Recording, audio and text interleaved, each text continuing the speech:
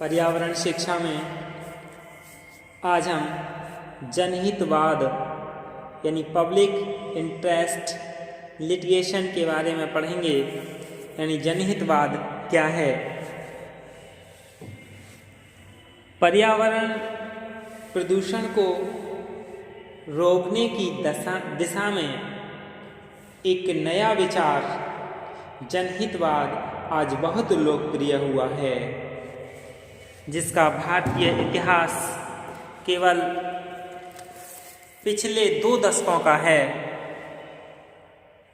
यानी यह जनहितवाद जो है एक भारत जैसे कल्याणकारी योजनाओं वाले लोकतंत्रीय देश में भारतीय संविधान के अनुच्छेद 39A के अनुरूप यह आश्वस्त होना है कि आर्थिक या अन्य योग्यताओं के कारण किसी भी नागरिक को न्याय पाने के अवसर से वंचित न होना पड़े।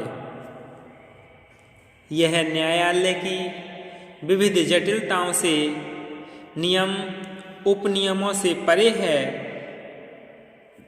और किसी भी पीड़ित व्यक्ति या समूह को यातना से छुटकारा दिलाने का एक सरल यंत्र है। क्या है जनहितवाद? यह संविधान के अनुच्छेद 21 की वचनबद्धता यानी कमिटमेंट को भारत में रहने वाले प्रत्येक व्यक्ति के जीवन और उसकी व्यक्तिगत आज़ादी के मूल अधिकारों को आश्वस्त करती है। यानी guarantees the fundamental rights to life and personal liability to all the persons living in India. जनहितवाद का प्रथम उल्लेख अमेरिका की न्यायपालिका की कार्यप्रणाली में 19वीं शताब्दी के अंतिम दशकों में मिलता है, जबकि 1876 में न्यूयॉर्क यानी जो अमेरिका में प्रथम न्याय सहायक कार्यालय यानी लीगल एड ऑफिस प्रारंभ हुआ था, जिसमें उन लोगों को भी अपने मुकदमे अथवा प्रकरण प्रस्तुत करने का अवसर था जो या तो अनपढ़ और कम पढ़े लिखे थे या न्यायालय का खर्च यानी व्ययभार उठाने में सक्षम नहीं थे। भारत में जनहितवाद की शुरुआत उच्च न्यायालय तथा उच्चतम न्यायालय यानी हाई कोर्ट और सुप्रीम कोर्ट के माननीय न्यायाधीशों ने ही की और कई महत्वपूर्ण प्रकरण इस प्रणाली द्वारा माननीय न्यायालयों द्वारा निपटाए गए, जो कि इतिहास बने। यानी इस जनहितवाद के लिए किसने लागू करा था? माननीय न्यायाधीशों ने ही लागू करा था और उन्होंने ही इस प्रकरण को निपटाने का काम किया था। फिर स्वयंसेवी संस्थाएं और व्यक्तिगत व्यक्तियों ने साहस बटोरा और उन्होंने उद्योगों के मालिकों के विरुद्ध ही नहीं बल्कि राजकीय संस्थाओं, नगर परिषद, पालिकाओं, राज्य सरकारों तथा केंद्रीय सरकार के विरुद्ध भी अपने वाद जनहित में दायर किए। यह भी विशेष रूप से उल्लेखनीय है कि बिना किसी भेदभाव के या उच्चतम न्यायालयों ने बिना किसी दबाव अथवा परिवाद के जनहित में उचित निर्णय दिए। और वो निर्णय कौन कौन से हैं जो उचित निर्णय दिए? पहला है म्यूनिसिपल काउंसिल यानी रतलाम विरुद्ध श्री वर्धीचंद एवं अन्य, जो कि 29 जुलाई 1980 को किया था। इस निर्णय में क्या था?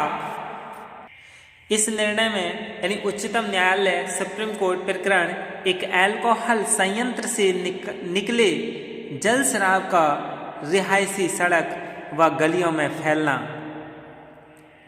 रतलाम म्यूनिसिपैलिटी के अंतर्गत एक रिहायशी जगह के नागरिकों ने रतलाम के सब डिविजनल मजिस्ट्रेट के न्यायालय में CRPC 1973 के सेक्शन 133 के तहत यह शिकायत दर्ज की कि अल्कोहल संयंत्र से निकलने वाले गंदे स्राव को सार्वजनिक सड़कों पर बहने को रोकने, यानी पहला क्या था, जो अल्कोहल संयंत्र है उनसे निकलने वाले जो गंदे स्राव हैं उनको सार्वजनिक सड़कों पर बहने से रोका जाए और सड़कों की साफ स्वच्छता न होने देना तथा उन व्यक्तियों को जो सड़क को ही शौचालय आदि के रूप में प्रयोग करते हैं शौचालय सुविधा प्रदान करने में रतलाम म्यूनिसिपैलिटी असफल रही। यानी ये जो म्यूनिसिपैलिटी थी वो असफल रही। म्यूनिसिपल काउंसिल रतलाम ने अपना यह तर्क प्रस्तुत किया कि ऐसे संस्थान जहां गंदगी का यह निवासी जिक्र करते हैं, निवासी खुद अपनी इच्छा से बसे हैं और रहते हैं, इसलिए इन्हें म्यूनिसिपैलिटी के विरुद्ध इस प्रकार की शिकायत का कोई हक नहीं है। मजिस्ट्रेट ने जांच कर इस तथ्य को सही पाया और तत्काल ही सभी सफाई करने तथा आवश्यक सुविधाएं उपलब्ध कराए जाने का आदेश दिया। साथ ही यह भी जिक्र किया कि निर्णय की अनुपालना न होने पर आईपीसी सेक्शन 188 के तहत कार्यवाही की जाएगी। म्यूनिसिपैलिटी द्वारा सेक्शन कोर्ट ने अपील करने पर मजिस्ट्रेट द्वारा दिए गए निर्णय को असंगत बताया, लेकिन उच्च न्यायालय ने मजिस्ट्रेट रतलाम द्वारा दिए गए निर्णय की पुष्टि कर एक नए इतिहास को जन्म दिया, जिसकी अपनी सुप्रीम कोर्ट ने जनहित में याचिका कर दी। दूसरा था गोपाल कृष्ण गोपाल विरुद्ध मध्य प्रदेश सरकार 1986। इंदौर की श्रीमती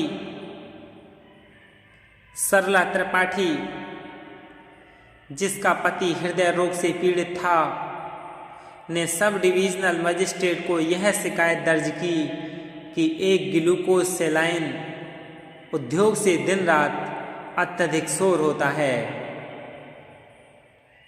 तथा इससे धुआं व राख उत्सर्जित होती है। मेरे पति के साथ यहाँ के अन्य निवासी भी इससे बहुत परेशान हैं। माननीय न्यायाधीश ने जांच कर श्रीमती त्रिपाठी की शिकायत को उचित ठहराते हुए सीआरपीसी के सेक्शन 133 के तहत उस फैक्ट्री को बंद करके, यानी करने के ही नहीं बल्कि अन्यत्र ले जाने के ही आदेश दे दिए। फिर तीसरा है, यानी जो तीसरा महत्वपूर्ण निर्णय है जनहितवाद का, वो है एमसी मेहता विरुद्ध भारत सरकार 1987, जो कि उच्चतम न्यायालय यानी सुप्रीम कोर्ट। यह प्रकरण श्रीराम फूड और फर्टिलाइजर इंडस्ट्रीज के दिल्ली इकाई से 4 दिसंबर 1985 को ओलियम गैस के रिसाव से संबंधित था, जिसकी याचिका यानी रिट पेटिशन सुप्रीम कोर्ट के एक एडवोकेट श्री एमसी मेहता ने भारत सरकार के विरुद्ध दायर की थी। इस दुर्घटना में 30 हजारी कोर्ट दिल्ली के एक एडवोकेट की मृत्यु हो गई तथा अनेक अन्य व्यक्ति पीड़ित हुए। सुप्रीम कोर्ट ने इस याचिका को प्राथमिकता के आधार पर सुना और परिणाम स्वरूप इस इंडस्ट्रीज को बंद ही किए जाने के आदेश दे दिए। इस प्रकरण में वादी स्वयं पीड़ित नहीं था, बल्कि जनहित में उसने यह प्रकरण कोर्ट में उठाया। कोर्ट द्वारा इस प्रकरण में वादी को श्री राम इंडस्ट्रीज से 10,000 रुपये की राशि भी बतौर खर्च व हर्जाने की दिलाई। जनहितवाद का चौथा निर्णय जो कि सुप्रीम कोर्ट और कोर्ट के द्वारा स्वयं निर्णय यानी नियम बनाए गए थे, वह चौथा है रूरल लिटिगेशन एंड एंटाइटलमेंट, केंद्र देहरादून विरुद्ध उत्तर प्रदेश सरकार, यानी दून वैली प्रकरण 1987, उच्चतम न्यायालय यानी सुप्रीम कोर्ट। यह प्रकरण मसूरी की पहाड़ियों में राज्य तथा भारत सरकार के निर्देशों के तहत लाइमस्टोन के खनन से संबंधित था। यानी यह जो प्रकरण था वो मसूरी की पहाड़ियों में राज्य और भारत सरकार के निर्देशों के तहत लाइमस्टोन के खनन से संबंधित था, जिसमें वहाँ के निवासियों को प्रतिदिन के जीवन यापन के लिए आवश्यक वस्तुएं भविष्य में न मिल पाने की आशंका के साथ साथ वहाँ का पर्यावरण व प्राकृतिक सौंदर्य भी नष्ट हो रहा था। यानी जो वहाँ के निवासी थे वो दिन प्रतिदिन के जीवन यापन यानी दैनिक जीवन यापन के लिए जो ज़रूरत वाली वस्तुएं थीं उनको ना मिल पाने के कारण वहाँ का पर्यावरण और प्राकृतिक सौंदर्य भी क्या हो रहा था, नष्ट हो रहा था। एक स्वयंसेवी संस्था RLE यानी रूरल लिटिगेशन एंड एंटाइटलमेंट केंद्र ने एक सादे कागज पर हलफनामा पेश किया, जिसे सुप्रीम कोर्ट ने याचिका के रूप में स्वीकार कर लिया।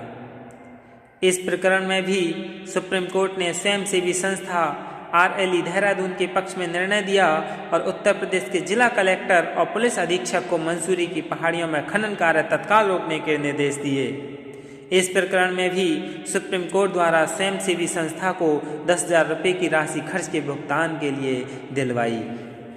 धन्यवाद।